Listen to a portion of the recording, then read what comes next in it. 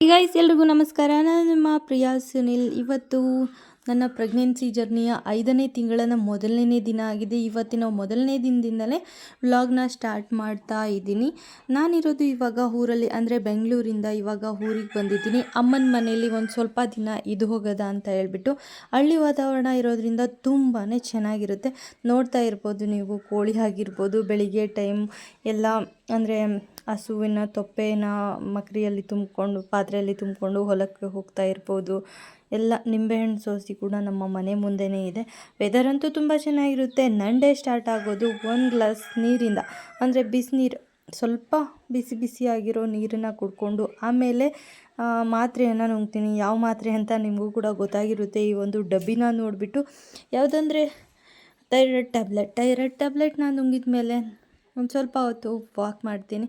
Walk ಮಾಡಿದಾದಮೇಲೆ ಅಷ್ಟರಲ್ಲಿ ನಮ್ಮನೆ ಹತ್ರನೇ ರೇಷನ್ನದು ಗಾಡಿ ಬಂದಿತ್ತು. ರೇಷನ್ ಗಾಡಿ ಅಂದರೆ ರಾಗಿ ಆಗಿರ್ಬೋದು, ಈ ಕಡೆ ಕಾಳುಗಳು ಎಲ್ಲ ಮಾರ್ಕೊಂಡು ಊರಿಗೆ ಬರ್ತಾರೆ. ಸೊ ಅಮ್ಮ ಮತ್ತು ಅಜ್ಜಿ ಇಬ್ಬರು ಕೂಡ ಹೋಗಿ ಕಾಳು ಮತ್ತು ಹೆಸ್ರು ಕಾಳು, ಹೆಸ್ರು ಬೇಳೆನ ತೊಗೊಂಡ್ರು. 1 kg ಹೆಸ್ರು ಬೇಳೆ ತುಂಬ ರೇಟ್ ಅಂತ ಹೇಳಿದ್ರು.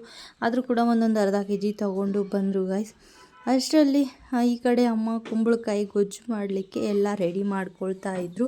ಕುಂಬಳಕಾಯಿ ಗೊಜ್ಜು ಮಾಡಬೇಕು ಅಂತ ಹೇಳ್ಬಿಟ್ಟು ಅವ್ರ ಹತ್ರ ತೊಗೊಂಡಿದ್ದು, ಅಂದರೆ ರೇಷನ್ ತೊಗೊಳ್ಬೇಕು ಅಂತ ಹೇಳಿದ್ನಲ್ಲ, ಅವ್ರ ಹತ್ರ ಹೆಸ್ರು ಕಾಳು ಮತ್ತು ಹೆಸ್ರು ಬೇಳೆ, ಅದ್ರ ಜೊತೆಗೆ ಬೋಟಿ ತೊಗೊಂಡಿದ್ರು. ಬೋಟಿ ಸುಂಡಲ್ ಅಂತ ಹೇಳ್ತೀವಿ, ಅದನ್ನು ತೊಗೊಂಡಿದ್ರು. ಇದು ಅನ್ನ ಸಾಂಬಾರು, ಬೇಳೆ ಸಾಂಬಾರು ಅನ್ನದ ಮೇಲೆ ಒಂದೆರಡು ಸುಟ್ಕೊಂಡು ತಿನ್ಬೋದಲ್ಲ ಅಂತ ಹೇಳ್ಬಿಟ್ಟು. ಈ ಬಿಸಿಲಿಗಂತೂ ಏನು ಸುಡ್ಕೊಂಡು ತಿಂದ್ರೂ ಚೆನ್ನಾಗಿರಲ್ಲ, ಅಂದರೆ ತಿನ್ನೋದಕ್ಕೆ ನಮಗೆ ಆಗೋದಿಲ್ಲ. ನಾರ್ಮಲಾಗಿರೋರಿಗೆ ಆಗೋದಿಲ್ಲ, ಇನ್ನೂ ಪ್ರೆಗ್ನೆಂಟ್ ಇರೋರು, ಏಜ್ ಆಗಿರೋರ್ಗಂತೂ ಇನ್ನೂ ಆಗೋದೇ ಇಲ್ಲ. ಬಿಸಿಲಂತೂ ತುಂಬಾ ಇತ್ತು. ಅಷ್ಟರಲ್ಲಿ ನಮ್ಮ ಶಿವಣ್ಣ ಅಂದರೆ ನಮ್ಮ ಕೆಲಸಕ್ಕೆ ಬರ್ತಾರೆ ನಮ್ಮಲ್ಲಿ, ಅವ್ರು ಬಂದುಬಿಟ್ಟು ಒಂದು 6 ಎಳ್ನೀರನ್ನ ತೊಗೊಂಡು ಬಂದಿದ್ದರು. ಎಳ್ನೀರನ್ನ ಅದನ್ನು ಕೊಚ್ಚಿ ಇಡ್ತಾಯಿದ್ರು. ಅಂದರೆ ಬೆಳಿಗ್ಗೆ 6 ಗಂಟೆಗೆ ಇಲ್ಲಿ ಬಿಸಿಲು ಸ್ಟಾರ್ಟ್ ಆಗ್ತಿರೋದ್ರಿಂದ, ಅಂದರೆ ಮಾರ್ಚ್ ತಿಂಗಳು ಕಳೆದು ಏಪ್ರಿಲ್ಗೆ ಕಾಲು ಇಡ್ತಿದ್ದಂಗೆ ಬಿಸಿಲು ಅಂತೂ ತುಂಬಾ ನೆತ್ತಿಗೇರ್ತಾ ಇದೆ. ಸೊ ನೆತ್ತಿಗೇರ್ತಾ ಇರೋದ್ರಿಂದ ಎಳ್ನೀರಾಗಿರ್ಬೋದು, ಮಜ್ಜಿಗೆ ಆಗಿರ್ಬೋದು, ಈ ಪ್ರೆಗ್ನೆನ್ಸಿ ಟೈಮಲ್ಲಿ ಎಲ್ಲ ಕುಡಿತಾನೇ ಇರಬೇಕು ಗೈಸ್. ಇಲ್ಲಾಂದರೆ ಡಿಹೈಡ್ರೇಟ್ ಆಗಿಬಿಟ್ಟೆ ಸುಸ್ತು, ತಲೆ ಸುತ್ತು ಆ ಥರ ಆಗ್ತಾಯಿರುತ್ತೆ. ಸೊ ಆಮೇಲೆ ನಾನು ಬೆಳಿಗ್ಗೆ ಟೈಮೇ ಒಂದು 9 ಗಂಟೆ ಅಷ್ಟರಲ್ಲಿ ಶಿವಣ್ಣ ಬಂದುಬಿಟ್ಟು ಎಳ್ನೀರು ಕೊಚ್ಚಿದಾದಮೇಲೆ ನಾನು ಸ್ವಲ್ಪ ಹಾಲು ಕುಡಿಯೋದ ಅಂತ ಹೇಳ್ಬಿಟ್ಟು ಹಾಲು ಕುಡಿತಾ ಇದ್ದೆ. ತಿಂಡಿಗೆ ಅಮ್ಮ ಸ್ವಲ್ಪ ಕುಂಬಳಕಾಯಿ ಗೊಜ್ಜು, ಒಂದು ರೊಟ್ಟಿ, ಅದ್ರ ಜೊತೆಗೆ ಬೆಣ್ಣೆ ಕೊಟ್ಟಿದ್ರು. ಸೊ ಅಮ್ಮನ ಕೈ ರುಚಿ ಅಂತೂ ತುಂಬಾ ಚೆನ್ನಾಗಿರುತ್ತೆ. ಇನ್ಮೇಲೆ ನನ್ನ ಪ್ರೆಗ್ನೆನ್ಸಿ ಜರ್ನಿ ವ್ಲಾಗ್ ಡೈಲಿ ಬರ್ತಾ ಇರುತ್ತೆ. ನೀವು ಕೂಡ ಸಪೋರ್ಟ್ ಮಾಡಿ. ಯಾರೆಲ್ಲ ಸಬ್ಸ್ಕ್ರೈಬ್ ಮಾಡ್ಕೊಳ್ದೆ ನೋಡ್ತಿದ್ದೀರಾ, ಬೇಗ ಸಬ್ಸ್ಕ್ರೈಬ್ ಮಾಡ್ಕೊಳ್ಳಿ. ಅಂದರೆ ನನ್ನಿಂದ ಎಲ್ರಿಗೂ ಕೂಡ ಹೆಲ್ಪ್ ಆಗುತ್ತೆ. ಕೆಲವೊಬ್ಬರಿಗೆ ಪ್ರೆಗ್ನೆಂಟ್ ಇರೋರಿಗೆ ಹೆಲ್ಪ್ ಆಗುತ್ತೆ, ಮತ್ತು ಅವರಿಂದ ಸಲಹೆಗಳು ಸಿಕ್ಕರೆ ನನಗೂ ಕೂಡ ಹೆಲ್ಪ್ ಆಗುತ್ತೆ.